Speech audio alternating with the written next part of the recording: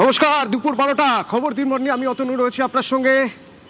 এনেছি সুখবর, কারণ জীবিকার জন্য ভিন রাজ্যে যেতে হবে না, ঘরে থেকেই এবার জীবিকার সন্ধান করা যেতে পারে। তার কারণ বিপুল শিল্প সম্ভাবনা। রাজ্যে পালাবদল হওয়ার পরেই শিল্প আসছে, নিঃসন্দেহে সুখবর, শিল্প আসছে।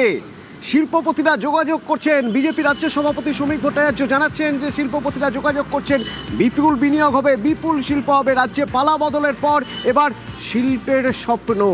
শুনুন শ্রমিক ভট্টাচার্য কি বলছেন।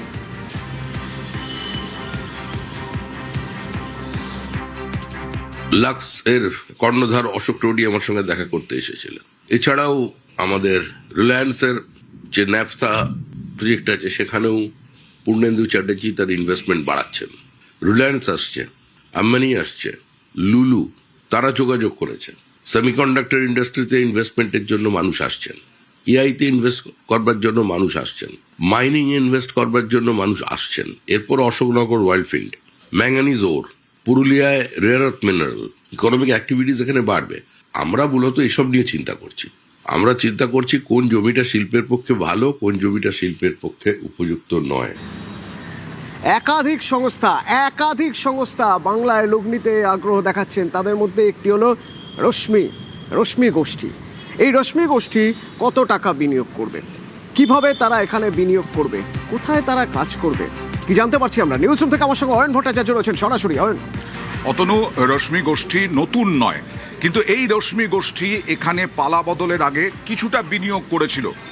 এমন অবস্থা বারবার যে বিরোধীরা অভিযোগ করে এসেছে এখনকার শাসক দল, যে রশ্মি গোষ্ঠী বা যে কোনো শিল্পপতি তারা শিল্প গড়তে ভয় পাচ্ছেন এখানে বিভিন্ন রকম কারণে, তোলাবাজি, দুর্নীতি, কাটমানি, এবং এই রশ্মি গোষ্ঠীও ভেবেছিল চলে যাবে, এ রাজ্য থেকে চলে যাবে, এবং সেই কারণেই রশ্মি গোষ্ঠী পাত্তারি গোটানোর কথা ছিল।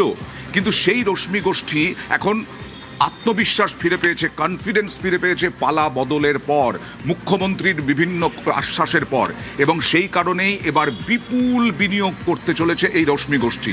রশ্মি গোষ্ঠী কারা? যারা ইস্পাত এবং কারখানা নিয়েই কাজ করে, ইস্পাত এবং কয়লা খনি নিয়ে কাজ করে, এবং তাদের টার্নওভার 2024-25 অর্থবর্ষে বলি এক বছরে 41,303 কোটি টাকা। 41,303 কোটি টাকা শুধুমাত্র একটা অর্থবর্ষে তাদের টার্নওভার।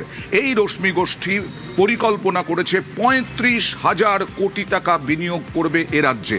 35,000 কোটির মধ্যে 30,000 কোটি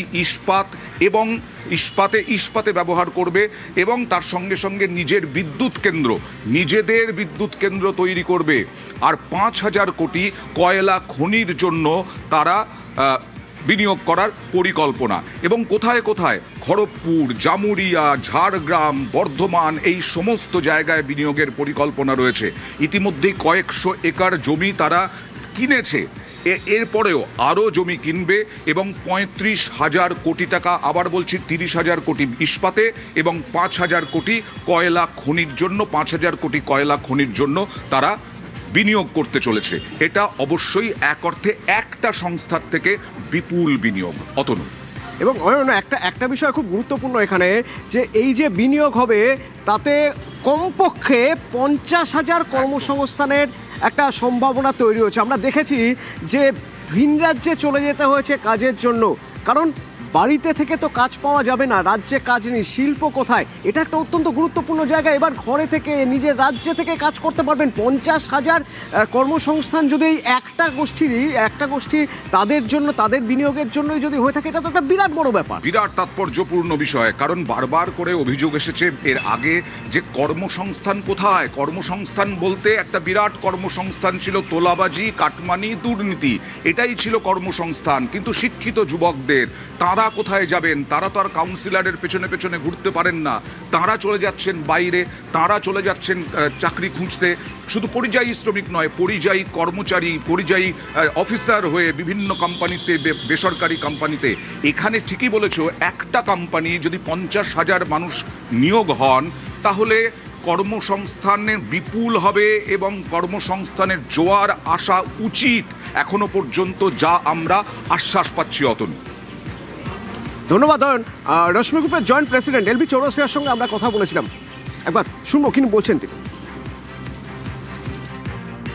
मैम हमारा 30,000 करोड़ का इन्वेस्टमेंट हमारे आयरन एंड स्टील बिजनेस में जाएगा और 5,000 करोड़ का इन्वेस्टमेंट हमारे माइनिंग में चला जाएगा। 30,000 करोड़ के अंदर में जो हमारे डेस्टिनेशन है वो हमारे खड़गपुर है, झाड़ग्राम है, आपका पुरुलिया है और झामुरिया है। ये बंगाल में हो गए हमारे, जहाँ पे स्टील प्लांट्स आएंगे और इसमें हमारे 7 मिलियन टन का स्टील प्लांट का प्लानिंग है हमारा, और काम ऑलरेडी झामुरिया में हमने चालू कर दिया है। पुरुलिया का लैंड हैंडओवर वगैरह हो रहा है, जैसे हो जाती है तो उसमें भी अपने काम चालू कर देंगे उस हिसाब से। और खड़गपुर और हमारा झाड़ग्राम एरिया में हमेशा एक्सपांसन, हमने ऑलरेडी एक्सपांसन पे वो चल रहा है उस हिसाब से। तो मोटा मोटी 3 मिलियन टन का हमारा जो है एक्सपांसन प्लान है अभी इमीडिएटली, और 4 मिलियन टन हमारे अलग अलग लोकेशंस पे पुरुलिया और झामुरिया पे प्लांट आ जाएंगे with 30,000 crore of investment, and it will generate additional 50,000 direct and indirect employment. Bengal में माइनिंग भी कर रहे हैं। We are the first private player जो बंगाल के अंदर में कॉमर्शियल माइनिंग करने जा रहा है, और हमारे 2 माइंस जो है इस साल के एंड पहले हमारे चालू हो जाएंगे, कास्ता ईस्ट और हमारा क्वार्डी तीरथ। नए सरकार के आने के बाद ही तो हमारी पूरी की पूरी उम्मीद जगी कि हम जो प्रॉपर कर रहे हैं उसको पूरे पेस में कर सकते हैं। We are in Bengal from 40 years, but जो अभी माहौल दिख रहा है, जो इन्वेस्टमेंट का माहौल बन रहा है, वो हमारे लिए बेटर लग रहा है। हम पहले बाहर जाने का सोच रहे थे, बट ठीक है, अब हम यहीं पे सारा का सारा इन्वेस्टमेंट्स करते जाएंगे। उस हिसाब से जो हमारा एक्सपेंशन प्लानिंग है वो पूरे प्रॉपर वे में फुल फ्लेजेड बंगाल में चला जाएगा।